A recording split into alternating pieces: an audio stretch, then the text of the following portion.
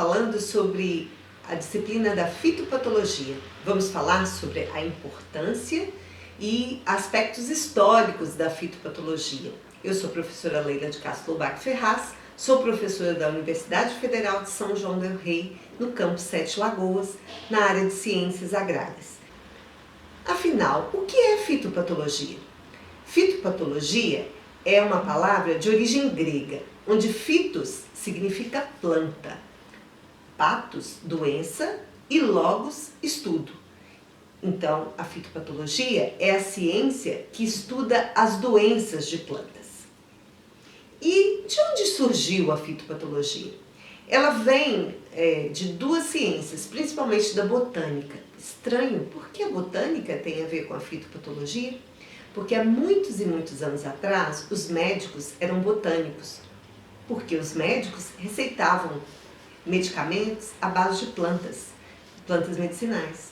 Por isso, essa interação de plantas e fitopatógenos foi observado a partir do estudo desses médicos botânicos, que com o advento da criação do microscópio, foi possível observar os micro-organismos associados a plantas. Por isso que a fitopatologia nasce quase que concomitantemente com a microbiologia. E qual é o panorama da fitopatologia hoje? Ela é uma disciplina que ela é muito abrangente. Ela abrange tanto os aspectos bioquímicos, epidemiológicos, a questão climática, a questão de ecologia, de solos, de fisiologia da planta. Então é uma disciplina que é muito diversificada na sua área de conhecimento e cada dia tem grandes avanços que podem ajudar não só na diagnose de doenças, mas também no manejo de doenças, que é um desafio para a área de agrárias. E essa é uma ciência que não estuda só o fitopatógeno ou só a planta, estuda em vários aspectos esses fitopatógenos isoladamente, estes associados com plantas, e não somente um micro-organismo, mas esse micro-organismo associado às condições climáticas ou uma população de micro-organismos, ou mesmo uma população de agentes de controle microbiano. E tudo isso é estudado em diversos aspectos para se observar principalmente a questão do manejo, um manejo racional da ocorrência dessas doenças, para minimizar danos em plantas. Mas como que acontece uma doença? Uma doença, ela só acontece quando se estabelece o que é denominado triângulo da doença. O triângulo da doença ele tem 3 vértices. De um lado, o patógeno, o fitopatógeno. E esse fitopatógeno ele tem que estar agressivo, ele tem que estar com todo o seu arsenal enzimático de ataque à planta. Você vai perguntar, uai, professora, um fitopatógeno ele pode perder essa capacidade de ser agressivo? Sim. Por algum momento, ele pode perder nas suas mutações. Então, o patógeno para causar doença tem que estar com todo o seu arsenal de agressividade.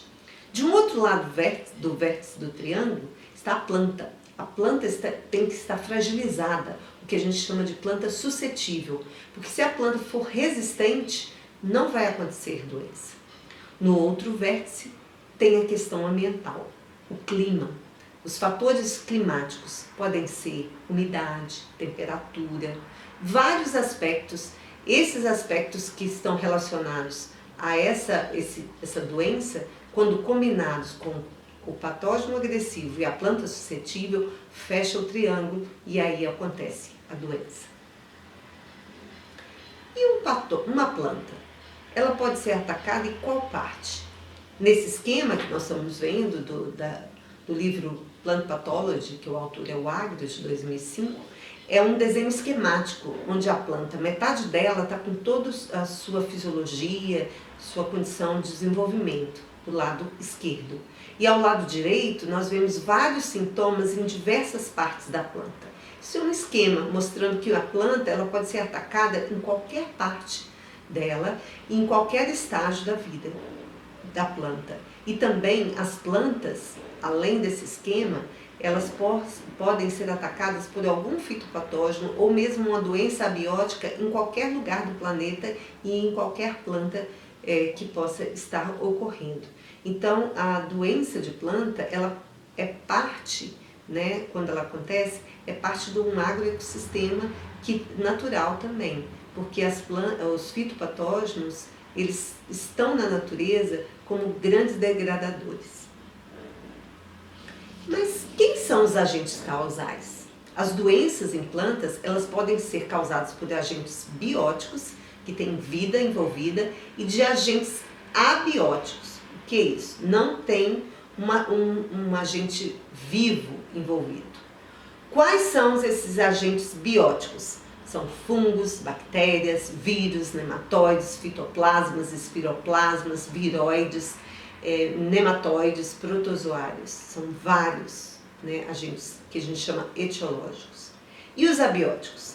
Podem ser baixa ou alta fertilidade, deficiência hídrica, toxemia de insetos. O que seria isso? Toxemia são substâncias tóxicas que os insetos liberam ao atacar uma planta e causa assim a doença.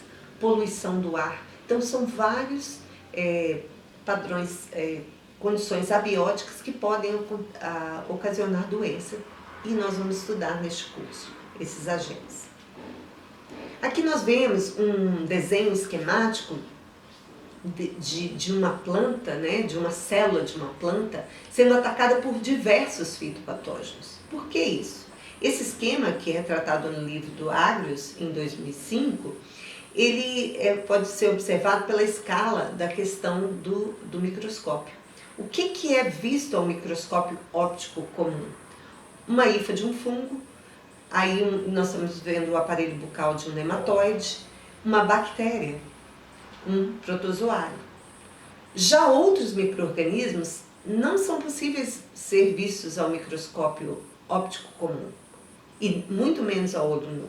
Então, para esses tipos de micro-organismos, as ferramentas moleculares são muito importantes na diagnose, e até microscópios eletrônicos, tanto de varredura como de transmissão, poderão auxiliar na diagnose. Isso nos faz ressaltar que a fitopatologia tem desafios grandes na diagnose de doenças. E quantas doenças em plantas existem no mundo? Estima-se que 100 mil doenças em plantas podem ter sido relatadas no mundo, num estudo feito nos Estados Unidos. E dentro desses 100 mil doenças, nós vimos 10 mil espécies de fungos que podem estar atacando as plantas, 200 espécies de bactérias, 1.200 espécies de vírus, cerca de 20 viroides e cerca de 500 nematóides. E esses números, a cada dia, aumentam pela própria descoberta na fitopatologia. Agora, iremos discorrer sobre os aspectos históricos da fitopatologia.